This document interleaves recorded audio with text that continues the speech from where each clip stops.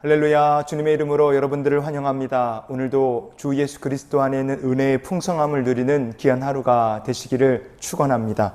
우리는 지난 시간에 사망의 길에 대해서 살펴봤습니다. 내가 지금 보기에 바른 길이 아니라 하나님께서 보시기에 바른 길을 걸어가는 성도가 되어야 됩니다. 그래서 오늘도 생명의 길이 되시는 예수 그리스도, 십자가의 길을 걷는 우리 모두가 될 수 있기를 주님의 이름으로 축원을 드립니다. 잠언 14장 3절 말씀을 함께 보시겠습니다. 웃을 때에도 마음에 슬픔이 있고 즐거움의 끝에도 근심이 있느니라. 아멘. 웃을 때에도 마음에 슬픔이 있다 그랬습니다. 도대체 어떤 상태길래, 어떤 웃음이길래 마음속에 슬픔이 있겠습니까? 웃음이라고 번역이 된 히브리어가 비시호크라는 말입니다. 비시호크라는 말은 웃음이라는 뜻도 있고 경멸을 한다, 조롱을 한다, 그런 뜻을 가진 말입니다. 얼굴은 웃는 것 같은데 속은, 마음속에 분노가 가득하고 슬픔이 가득한 것, 그게 경멸하는 것 아니겠습니까? 내 앞에 있는 대상이나 존재에 대해서 인정하지 않기 때문에 웃으면서 비난하는 것이 조롱입니다. 영적으로 보면 웃을 때에도 마음에 슬픔이 있는 사람은 어떤 사람이겠습니까? 하나님을 두려워하고 하나님이 계신 걸 알지만 그러나 내 앞에 계신 하나님, 역사하신 하나님을 인정하지 않기 때문에 마음속으로 경멸하고 조롱하며 웃는 사람들입니다. 그래서 웃기는 웃지만 마음속에 슬픔이 가득하고 웃으면서 즐거운 것 같아도 그 마지막에 끝에는 근심이 있을 수밖에 없는 겁니다.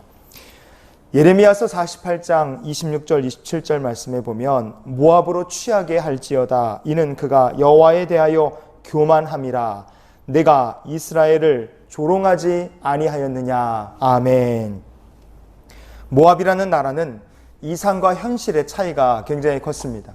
그들이 알기로는 하나님을 알고 하나님을 두려워했지만 그러나 사실 그들의 삶에서는 이스라엘 백성들을 조롱하고 하나님 섬기지 않고 그들의 우상인 그모스를 섬기며 살았어요. 그래서 이 교만함 때문에 이스라엘 백성들을 향하여 조롱하며 웃었지만 그들의 웃음 속에는 근심이 가득했고 슬픔이 가득했습니다. 모압이 처음부터 선택한 길은 하나님을 대적하는 길이었습니다. 이스라엘을 원수 삼는 거였어요. 모압은 단 한 번도 이스라엘 역사에서 자신들이 택한 사망길을 인정한 적이 없습니다. 자신들이 틀렸다는 것을 인정하지 않으니까 무엇이 없겠습니까? 회개가 절대로 있을 수 없죠. 회개가 없으니 무엇만 남겠습니까? 마지막에 가서는 교만밖에는 남지 않는 거예요. 그래서 모압은 교만해서, 여호와에 대하여 교만해서 결국 그들은 그 백성을 조롱하며 사는 삶을 살았다 이겁니다. 이상과 현실이 괴리가 있을 때 그 인생은 공허해질 수밖에 없습니다. 즐거움의 끝에도 근심이 찾아오는 삶이 될 수밖에 없어요. 왜? 인생이 공허하니까. 즐거움의 끝이 어디 있습니까? 결국 근심인 거예요.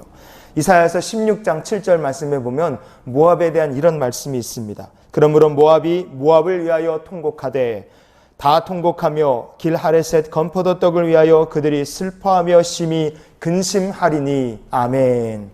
이게 어떤 이야기의 배경이 되느냐? 남유다에 여호사밧이란 왕이 있었습니다. 모압과 전쟁을 벌였는데 여호사밧 왕이 이겨서 모압이 패배하기 직전이었습니다. 그때 모압 왕이 성벽 위에서 자기 아들을 데려다가 죽여갖고 제사를 지냈어요. 그 광경이 너무 끔찍해서 이스라엘 백성들이 고개를 절레절레 흔들고 그리고 군사를 뒤로 뺐습니다. 남유다 백성들이 봐줘서 모압이 망하지 않은 거예요. 이 길하레셋이라는 말은 열왕기하 3장 25절에 보면 남유다의 군인들이 전쟁할 때 물맷돌 이렇게 던져서 다윗이 골리앗 쓰러뜨릴 때 썼던 그 물맷돌 있지 않습니까? 그 물맷돌에 사용하지 않고 그냥 내비든 돌무더기로 내비든 동네를 말합니다. 즉 남유다가 모압을 봐줬다는 이야기를 지금 여기서 하고 있는 거예요. 이처럼 모압은 하나님의 백성들이 긍휼히 여겨줘서 망하지 않은 나라입니다. 민수기 21장 29절 말씀에 보면 모압아 내가 화를 당하였도다. 그모스의 백성아 내가 멸망하였도다. 아멘. 하나님께서 이스라엘 백성들이 가나안 땅 하나하나 정복해 들어갈 때 다 승리를 주셨어요.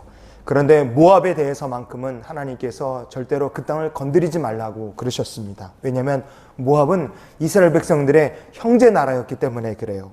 하나님께서 그들을 건드리지 않으시고 그들을 지켜주신 겁니다. 그럼에도 불구하고 모압 백성들은 하나님의 은혜 때문에 살아남았지만 그들은 그모스를 섬겼고 그들은 하나님을 인정하지 않았고 그래서 하나님 앞에 교만하게 굴었습니다. 교만하게 군 결과 그들은 이스라엘 백성들을 조롱하면서 살았어요.